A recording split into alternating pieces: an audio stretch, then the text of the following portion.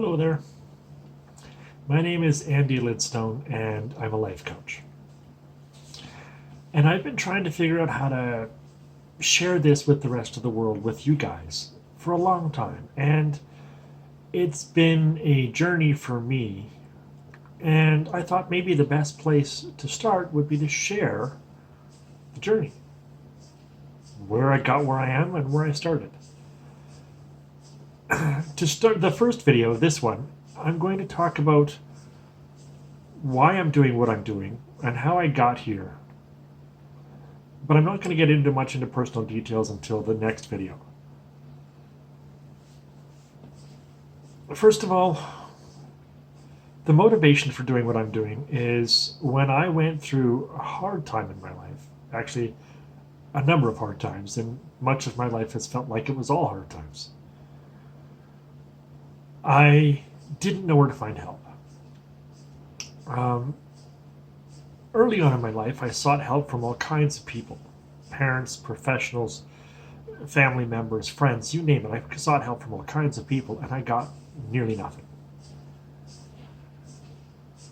Now, I know why I got nearly nothing at this point, but I didn't know it then. And I wanted to share what got me to where I'm at today. Today, I'm happy. I'm healthier than I was. I have a path before me. I have I know my destiny, my purpose, I guess, why I'm here. I have figured out what money doesn't bring happiness actually means. I figured out what happiness actually comes from. I have been a very miserable and even suicidal person, depressed. But I'm not anymore, and I may become there again, but only if I lose everything that I've built. And by that I don't mean a business or a job or a family or a relationship or a home or any financial gains. I mean the mindset, the mental space, the head space that I've gotten myself into is very difficult for me to be depressed in. And that's what I want to share with you guys. I came from a headspace where I believed there was nothing for me in this world. I believed that I'd been dealt a shitty hand and that there was nothing I could do to change that. I believed that I was unable to help myself, unable to do things for myself, and that I was also unable to find people who were willing to help me do those things for me. And I don't mean, by help, I don't mean do them for me. I mean help me do them, show me how, and walk with me as I do it. Because I didn't believe I could ever do things on my own, and I tried, and I tried, and I tried, and I tried. I rarely gave up. I'm an eternal optimist. I always believe that there is more, that I can do more. And as I do that, as I've walked this journey, I have learned a whole bunch of lessons. And that's what caused me to want to become a life coach. I've learned a bunch of lessons, and I want to share those with the world. I want to show you what I've learned and how I've learned it. Now, before you dismiss this idea of me being a life coach, of life coaching at all, of the industry, of the idea of what a coach is, let me explain a couple of things. First of all, a coach helps people achieve the goals they have in their lives. A coach helps people get to a place where they want to be. Now, for the most part, most of this industry is made up of people who are trying to help others succeed, or better yet, to to enhance their success, to get to a stronger position, often in their business, sometimes in their relationships, and sometimes in their own lives. Just find a version of success that they haven't been able to achieve on their own. And much of it, and I've heard it said many times, that in order to be coached, you have to be in an okay place, mentally, emotionally. You have to be okay. That coaching is not for people with depression or uh, mental or emotional disorders, or people who need real therapy, actual drugs or problems, or real psychiatrists and psychologists. People who need medical doctors cannot be coached. I've heard it said many, many times. And most coaches that I've dealt with have helped people with mental or emotional disabilities. I've heard many other coaches say that if they run into somebody with a mental or emotional disability, they need them to go get therapy and then come back and get coached once that's been taken care of. But I see a big gap in our world. I'm seeing that the professionals, the ones who have to go to medical school or some version of school for uncountable years, 3, 7, 10 years, in order to start helping people, and then even then they're a neophyte and still need to learn how to actually do it, get the experience. They do help people, don't mistake it, but their goal is not always the same as what a coach is. Their goal is to get a person to a space where they can function in the society, where they're able to go get a job, able to go have a family, able to function around their friends and their family. Whereas a coach doesn't have any preconceived ideas as to where you want to go. They let you decide that. And we also use different methods, and we try and get you to a place that you choose.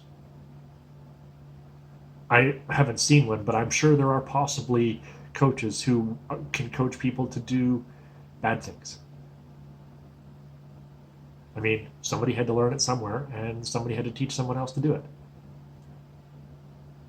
But the coaching industry is geared almost entirely on improving people's lives, on making people, not making, but helping people get to a place where they can feel generous and loving and happy, where they can give more than they get. Coaches want people to get to that space. Most coaches that I know, that's what their goal is, to help people get to a place of generosity and loving kindness. And we believe, as an industry, that pretty much everybody wants to get there. And we believe that humanity as a whole is capable of getting there. And I believe that there is not enough of us helping the people with real problems.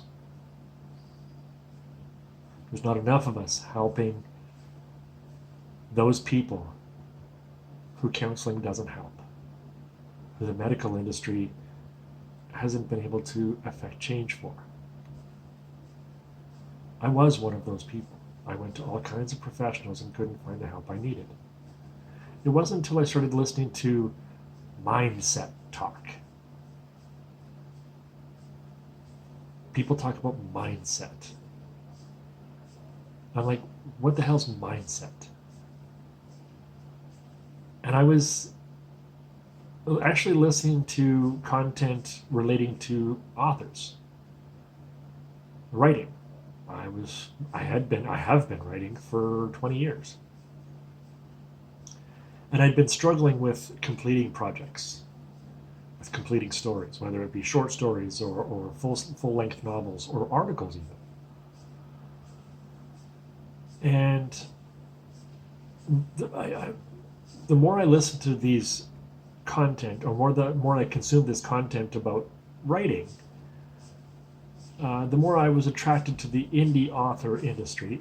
In other words, not seeking a traditional publisher, simply going to publish on Amazon and Kobo and Barnes and Noble and iBooks and such like that. The more I realized that that end of the business was more of an entrepreneurial avenue.